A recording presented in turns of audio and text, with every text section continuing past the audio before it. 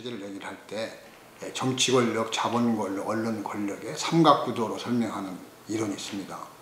이론에 따르면 이 3개 권력이 서로 상호 견제, 균형, 비판했을 때 제대로 이 자본주의적 민주체제가 가동이 된다고 하는 반면에 이 3개 권력이 서로 야합하고 그 다음에 서로 부패에 대해서 눈 감고 결탁을 했을 때 이 체제 자체가 위기에 빠진다라는 걸 얘기를 하는데 그런 부분이 최근에 발생한 세월호 참사에서도 잘 드러났다. 오늘날 우리 시대는 다매체 다채널 시대라고 합니다. 많은 뉴스들이 많은 미디어들이 생산되겠죠. 그래서 이런 부분을 우리가 하나 분류했을 때 진보 언론과 보수 언론 이렇게 일단 대분류할 수도 있겠습니다. 물론 중간적인 언론도 있겠습니다만. 그래서 이 진보 보수 언론이 존재하는 이유는 결국 인간이 그 태생적으로 유전학적으로 보수와 진보의 그 체질을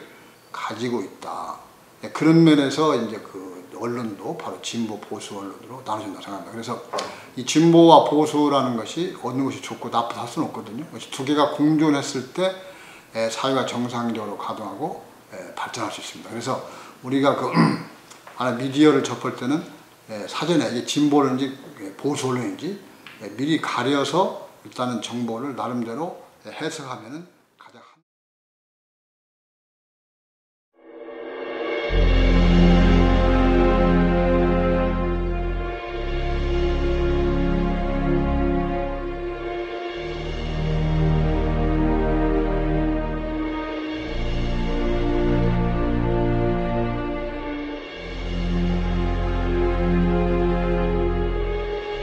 북한은 이번 철도 노조 파업을 정권 퇴진 운동으로 규정하고 있나 봅니다. 민영화가 되면 철밥통을 지키기가 어려워지기 때문이었습니다. 이동훈 기자입니다.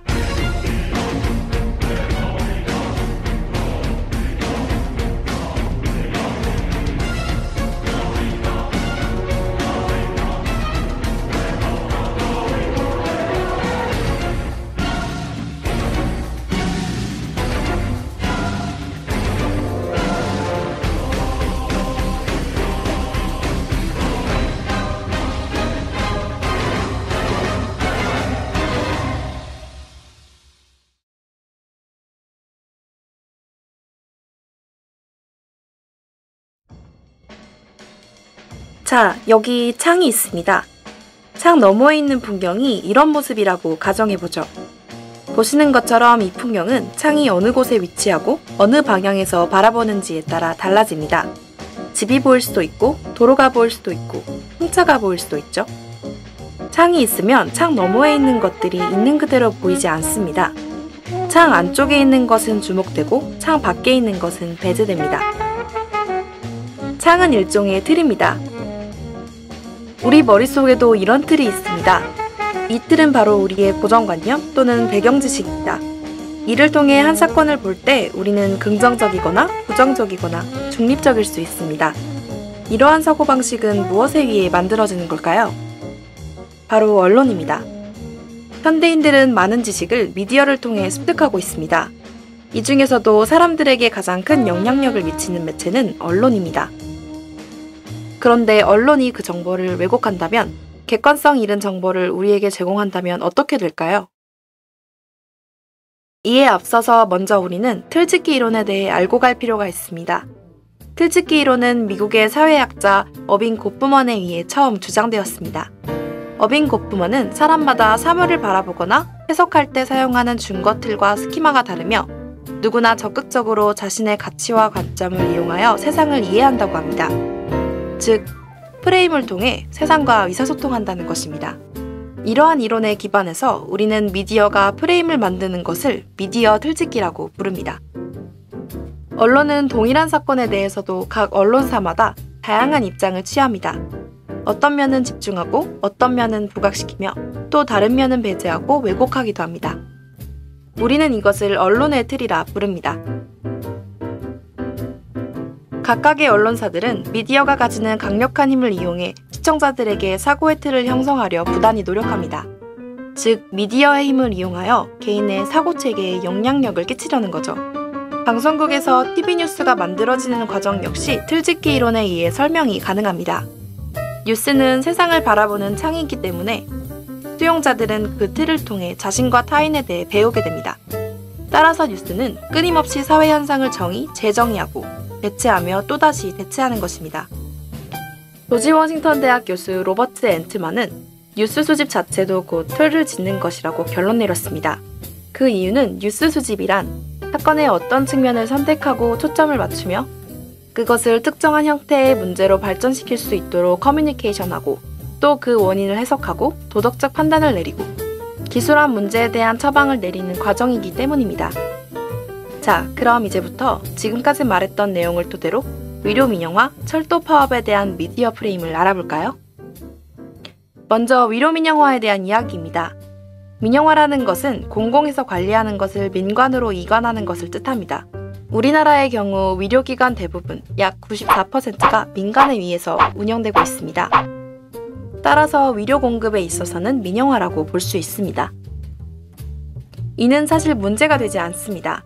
왜냐하면 우리나라는 국민을 대상으로 의료보험 가입을 의무화하여 상부상조할 수 있게 제도화했고 의료기관들도 국민들과 마찬가지로 건강보험을 가입해 그 규정 내에서 의료행위를 하도록 제한하기 때문입니다. 그럼 이제 본론으로 넘어가서 의료 민영화라는 말이 왜 나오게 된 것인지 알아보도록 하겠습니다. 정부는 지난 12월 13일 제4차 투자 활성화 대책을 발표하면서 의료법인이 자회사를 설립하여 부대 사업을 할 수 있게 해주겠다는 법안을 발표했습니다.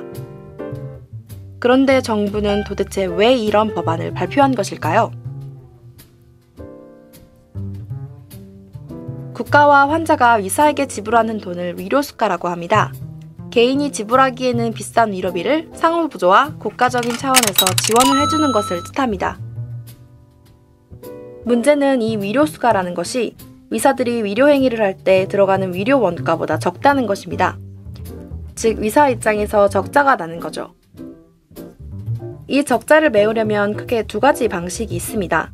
첫 번째는 의료보험이 적용 안 되는 비급여 방식의 진료입니다.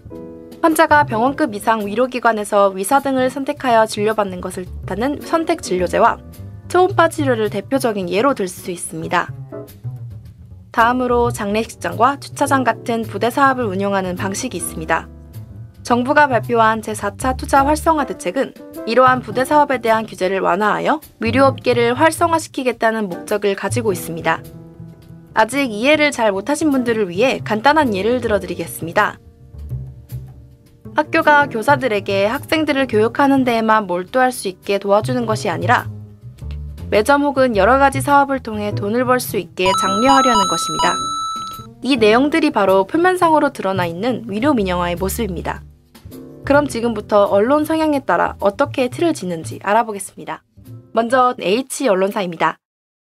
2014년 2월 26일자, 2014년 3월 4일자 기사에서는 칠레의 의료 서비스가 영리화된 이후 부자들은 민영보험을, 서민은 망가지고 있는 공공보험을 들면서 의료 서비스가 계급화되었다는 사례를 보도했습니다.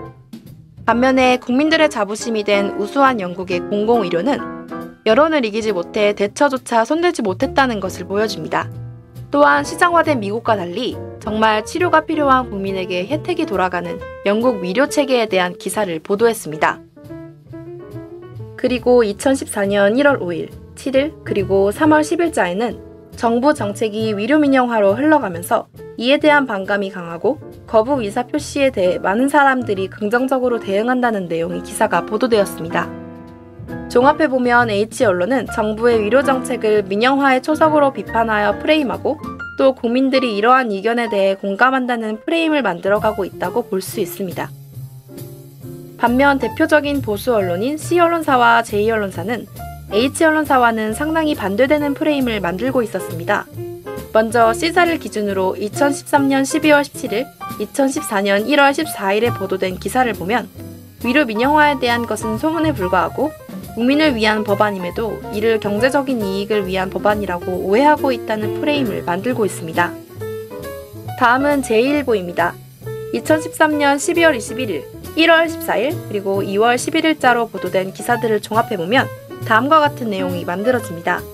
원격 위료와 위료법인 자법인 설립이 마치 위료 민영화라고 단정짓고 인터넷을 통해 괴담이 확산되면서 상황이 과장되고 있다고 말하고 있습니다. 우리는 이러한 언론의 모습을 통해 언론사마다 동일한 주제에 상반된 프레임을 만드는 모습을 발견할 수 있습니다.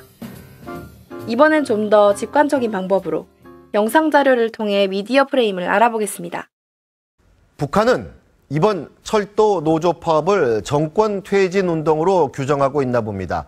당연히 철도 노조를 지지합니다. 네, 당초 철도 노조는 철도 민영화에 극렬하게 반대하며 파업을 벌였습니다. 이유는 단 하나, 민영화가 되면 철밥통을 지키기가 어려워지기 때문이었습니다. 민영화 반대를 내세운 철도 노조의 파업은 사실상 정부가 민영화가 아니라고 선언한 그 시점부터 명분을 잃었습니다. 정부가 법과 원칙에 따라 대응하자 결국 귀족 노조의 철밥통 지키기 파업이란 국민들의 비난이 커졌고 파업의 동력도 잃게 됐습니다. 철도 노조는 불법을 저지르다가 회사에서 잘려도 이 손해배상 소송을 당해도 조합비로 메워줍니다. 이런 막대한 자금을 방패막이 삼아서 이 불법 파업을 일삼고 있는데 이런 악순환이 이번에 끊어질지 주목됩니다. 철도 기관사의 96%가 이번 파업에 참가하고 있습니다. 이들이 파업을 주도하고 있다고 해도 과언이 아닌데 왜 유독 기관사들의 파업 참가율이 높은 걸까요? 모든 파업에는 정당한 명분이 있어야 됩니다. 이렇게 정부가 나서서 이 민영화를 안 하겠다는 약속을 한데도 불구하고 이 철밥통을 지키려고 그러는 것 아닌가 하는 비판이 나오고 있습니다. 관련 리포트 보고 얘기 이어가도록 하겠습니다. 지금까지 살펴본 영상들을 살펴보면 앵커들의 공격적인 말투, 그리고 앵커가 직접적으로 불법 파업이라 단정짓는 모습을 발견할 수 있었습니다. 이를 종합해보면 철도 노조의 모습을 돈으로 뭉친 귀족 노조이며 정당성 없는 불법 파업을 사상 최장기간 동안 자행한 집단으로 묘사하고 있습니다. 지금부터 보시는 영상에서는 조금은 다른 점을 느끼실 수 있을 겁니다. 철도 노조도 오늘 총파업을 예고했습니다. 사측과 아직 교섭이 진행되지 않고 징계 철회가 받아들여지지 않았다는 이유인데요. 정부는 불법 파업이라고 보고 강경 대응하겠다는 입장입니다. 손광균 기자입니다. 구속영장 청구의 주된 혐의 내용은 불법 파업이다. 그리고 또 하나는 업무방해다 이건데요. 특히 업무방해는 성립되느냐의 문제가 그렇게 간단치는 않은 것 같습니다. 한윤지 기자의 보도입니다. 민주노총과 철도노조는 오는 28일로 예정된 총파업을 앞두고 결의대회를 열었습니다. 철도노사가 실무협상을 재개하기로 공표한 지 30분도 안 돼서 현오석 부총리의 강경 대응 방침이 나오는 등 정부와 노동계의 대립은 격화되는 모습입니다. 강나현 기자의 보도입니다. 같은 내용을 다루지만 앵커가 직접적으로 불법 파업이라 단정짓지 않는 모습, 그리고 비교적 좀 더 차분한 모습을 관찰하셨을 겁니다. 무엇을 느끼셨나요? 시청자들이 앵커나 기자들의 태도를 통해 사회 문제를 인식한다는 것은 미국에서 제작된 다큐멘터리 안티폭스에서도 언급된 바 있습니다. For example, a Brit Hume newscast, which is presented as a newscast, I think you see a lot of attitude and opinion, both from the anchor and from the reports. Welcome to Washington. I'm Brit Hume. There was further evidence today that President Bush's days of absorbing John Kerry's attacks without counterattack are over. Fox blurs the line between news and commentary all over the place. We are to believe that Brit Hume is the anchor of a news outlet. He doesn't bring strong politics to it. He just happens to anchor the newscast like Peter Jennings. On Sundays, Brit Hume turns into a rather caustic right-wing pundit. Look, this goes to Murdoch, too. He doesn't believe in objectivity. He has contempt for journalism, I think. I mean, they wanted all news to be a matter of opinion, because opinion can't be proven false.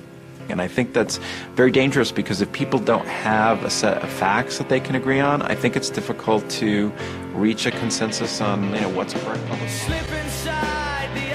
이렇듯 언론은 다양한 방법으로 시청자들의 생각의 창을 만들어냅니다. 그렇다면 여러분들의 창은 무엇인가요? But all the things that you've